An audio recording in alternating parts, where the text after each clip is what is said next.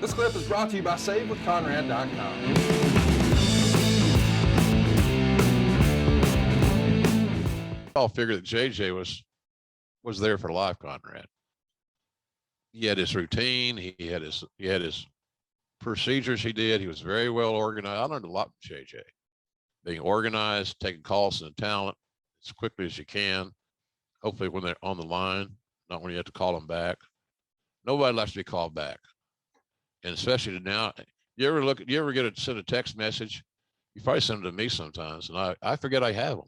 Oh yeah. And you want to record Monday morning? Nothing. And I see it. Oh yeah, I should tell Conrad I'm good. So, but that was the deal. We thought we thought JJ was a lifer, going to be there forever.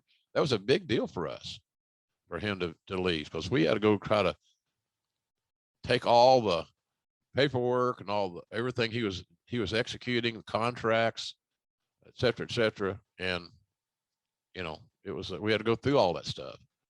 And I think there's where Bruce started to discover this might not be the gig for me. Now JR, he don't mind this deal. It's kind of what he likes. So Vince made two jobs. Bruce is vice president of talent relations, and I was vice president of wrestling business or something like that, something ridiculous. And so until it all worked out and leveled out to where Bruce is just going to primarily focus on creative, which is good management by Vince, because what you always try to do, Conrad, you do it every day, I'm sure. Yeah. If you don't, you should. People should be put in positions so that they can succeed. They shouldn't be put in positions where there's going to be a stretch or I don't know if they can make that. So Vince is smart in that regard, among other things, a lot of things.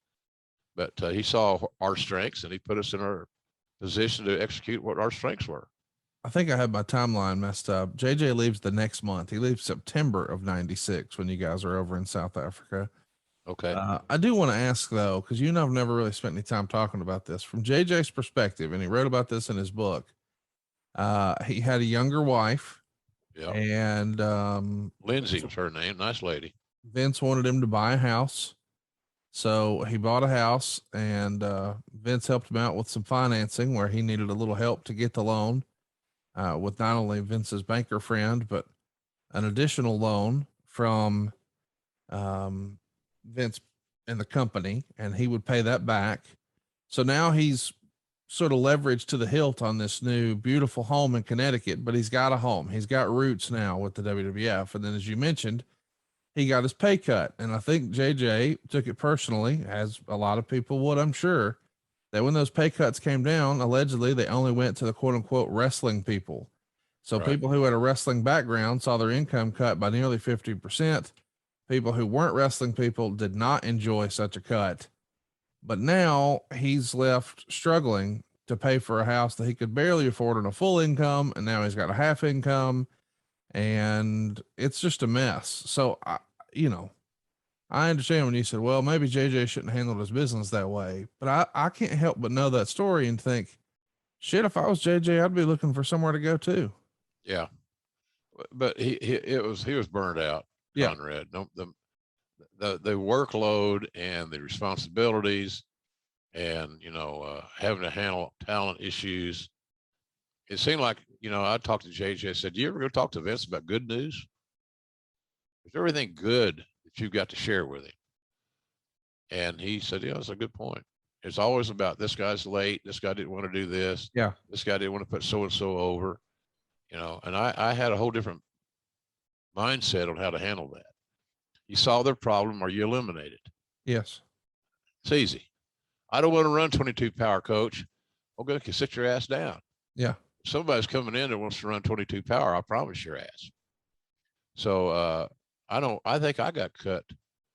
I think I got a $30,000 hit on my salary, 30 G's.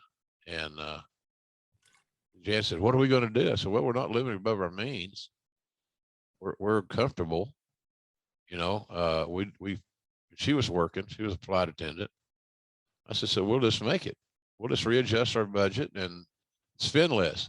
That means you can't buy as many Louis Vuitton bags, honey, as you normally do. Right. So But I remember the 30 grand hit. I think Bruce got hit 30 grand too. Yeah, lots of pay cuts around, but Hey, it's Conrad Thompson. Thanks for checking out the podcast here on YouTube. Be sure to hit the subscribe button and the notifications bell so you get a notice anytime we upload some new content. And go save yourself some money right now. If you're in a 30-year loan or you have credit card debt, it's not a matter of if I can save you money. It's a matter of how much. Find out right now for free at SaveWithConrad.com.